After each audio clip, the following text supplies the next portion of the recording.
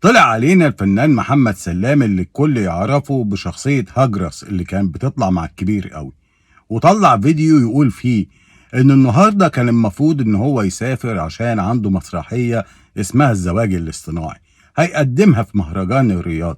وقال في الفيديو ان المسرحية دي غنائية كوميدية وفيها اغاني ورقص وكلام من ده، فاعترض ومرضيش يسافر وقال انا قاعد في صراع مع نفسي بقالي كام يوم، لكني ما قدرتش اكمل وانزل معاهم المهرجان. ما هو ما ينفعش انزل واضحك الناس ويبقى فيه رقص وغنى واخواتنا بيتقتلوا هم كمان. واللي ما يعرفوش الجميع او الاغلب مننا ان في مهرجان الرياض الاجور اللي بياخدوها الفنانين يعني قد اللي ممكن يشتغلوا قول 9 8 10 سنين. ورغم ان الوسط الفني اللي مسيطر عليه دلوقتي اصبح الشيخ اللي ماسك ادارة المهرجان، لكنه تحدى كل هذه المواقف رغم انه قال في الفيديو ان انا ما بشتغلش غير شغلة الفنان وده اكل عيشي انا ولادي، لكني اخدت قرار. ورغم ان في فنانين كتير مش بيقوموا بادوار كوميدية زي محمد سلام، ده بالعكس بيعملوا ادوار تبين ان هم يعني ابو الرجولة، انتوا فاهمين وانا فاهم ومن غير ما نوضح مين، لكنهم برضه ما تفاعلوش مع القضية.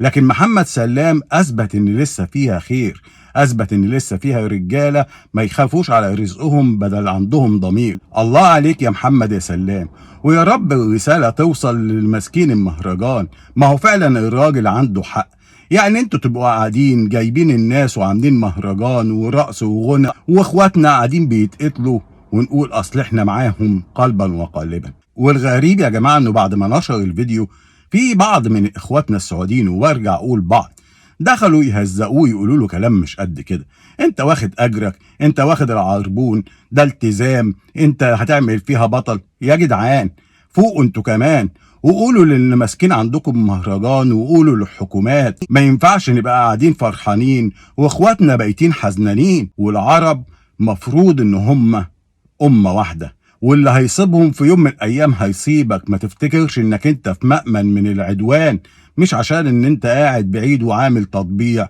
ما تضمنش ولاد الذين في يوم من الايام يرجعوا يحطوا عليك. ما هم بيشتغلوا على واحدة واحدة، مش هيشتغلوا علينا مرة واحدة.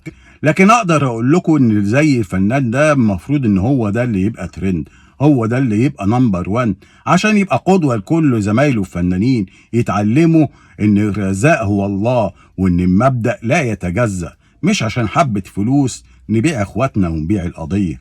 ربنا يلطف باخواتنا وينصرهم بإذن الله. وفي آخر القول أرجع أقول 2000 سلام وتحية لابن بلدي الأصيل اللي بيفهم اللي عنده تربية، الفنان محمد سلام. السلام عليكم، تتمسوا بالعافية.